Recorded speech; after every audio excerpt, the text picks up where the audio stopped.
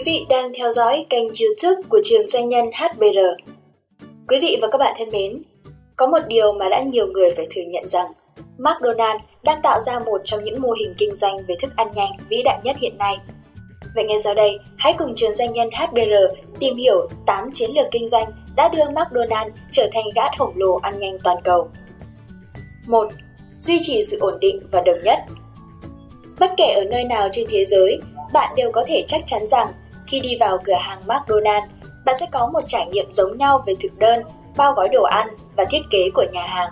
Vào năm 1961, Ray Kroc khởi động Đại học Hamburger như một trường đào tạo nhằm nhấn mạnh quy trình điều hành nhà hàng, dịch vụ, chất lượng và vệ sinh đồng nhất. Ngày nay, các cửa hàng nhượng quyền đều tham dự chương trình để tiếp thu và thực hiện tầm nhìn của Ray Kroc. Chiến lược kinh doanh thứ hai, thiết lập sự hiện diện của thương hiệu. McDonald's đã làm một công việc tuyệt vời trong việc thiết lập sự hiện diện của thương hiệu. McDonald's đã tạo ra những trải nghiệm cảm xúc giúp chúng ta trở lại tuổi thơ ấu. Kể cả khi chúng ta nhận thấy rằng ngoài kia có những sản phẩm tốt hơn, nhưng phần lớn chúng ta đều giữ được mối gắn kết đối với McDonald's. Đó là lý do tại sao bạn nghe thấy rất nhiều người nói rằng họ yêu món khoai tây chiên của McDonald's. Món ăn này có hình thức và hương vị đồng nhất đến mức bất kể là bạn ở đâu, khi thưởng thức, bạn đều không thấy sự khác biệt. Sự hiện diện thương hiệu mạnh mẽ giúp doanh nghiệp của bạn tạo dựng niềm tin và dấu ấn trong tâm trí khách hàng, dần dần sẽ biến họ thành những người ủng hộ bạn suốt đời. 3. Mạo hiểm. Mặc dù McDonald's luôn duy trì sự đồng nhất và ổn định, công ty cũng không sợ phải mạo hiểm và phá cách thực đơn.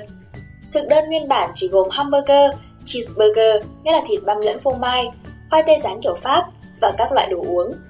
Qua nhiều năm, McDonald's đã bổ sung thêm các món ăn sáng như là Happy Meal, McNuggets, Filet O Fish, salad và McRibs. Tuy gặp nhiều thất bại với McLobster, McPizza, song nếu không mạo hiểm, McDonald's có lẽ đã không thể trở thành một gã khổng lồ toàn cầu như ngày nay. 4. Thích ứng với khẩu vị thay đổi của khách hàng. Lý do mà McDonald's sẵn sàng mạo hiểm là công ty nhận thấy việc điều chỉnh và thích ứng với nhu cầu và mong muốn của khách hàng mang ý nghĩa sống còn. Công ty cũng cung cấp những món ăn dựa vào thị hiếu của người dân địa phương. 5. Hoàn thiện nghệ thuật bán hàng chéo. Bán hàng chéo là khi bạn lấy sản phẩm bạn sẽ mua và cùng lúc quảng bá cho sản phẩm khác. Nghe có vẻ quen thuộc đúng không nào? Và chắc chắn rồi, McDonald's đang sở hữu hệ thống bán hàng chéo nổi tiếng nhất mọi thời đại. Đây là cách thức tuyệt vời để tăng doanh số bán hàng, nhưng đảm bảo rằng bạn sẽ không khiến khách hàng cảm thấy choáng ngợp.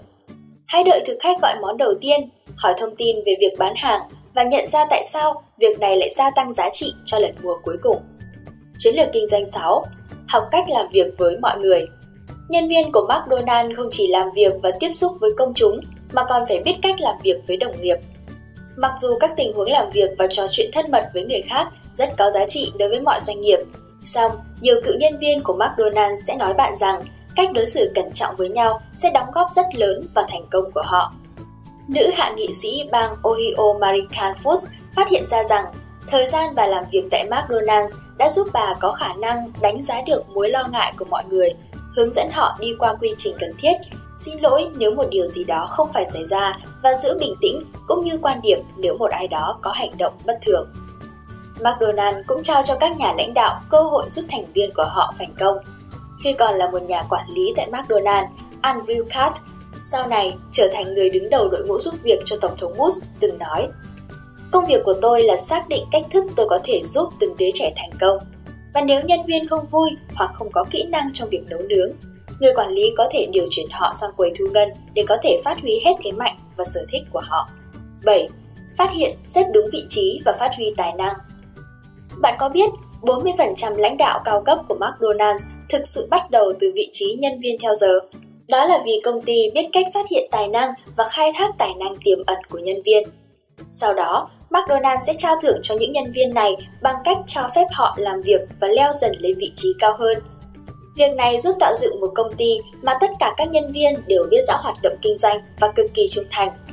Quan trọng hơn, việc này tạo ra một công ty luôn cam kết theo đuổi tầm nhìn chung. Và chiến lược kinh doanh thứ 8 của McDonald's đó là nhận thức được tầm quan trọng của từ thiện. McDonald's cũng nổi tiếng về sự đóng góp cho cộng đồng thông qua các quỹ học bổng đại học, hoạt động gây quỹ và chương trình phụ đạo. McDonald's tương tự như nhiều doanh nghiệp từ thiện khác, nhận ra rằng cho đi là điều tốt đối với hoạt động kinh doanh, và bằng việc chia sẻ giá trị với khách hàng, doanh nghiệp có thể có được những người ủng hộ trung thành và tăng doanh thu. Vừa rồi, Trường Doanh nhân HBR đã gửi tới quý vị và các bạn 8 chiến lược đã đưa McDonald's trở thành gã khổng lồ thức ăn nhanh toàn cầu. Hy vọng rằng nó sẽ là những kiến thức hữu ích giúp quý vị và các bạn có thể vận dụng, đưa vào chiến lược kinh doanh để phát triển doanh nghiệp. Chúc quý vị và các bạn luôn thành công. Còn bây giờ, kính chào tạm biệt và hẹn gặp lại ở những bài học tiếp theo.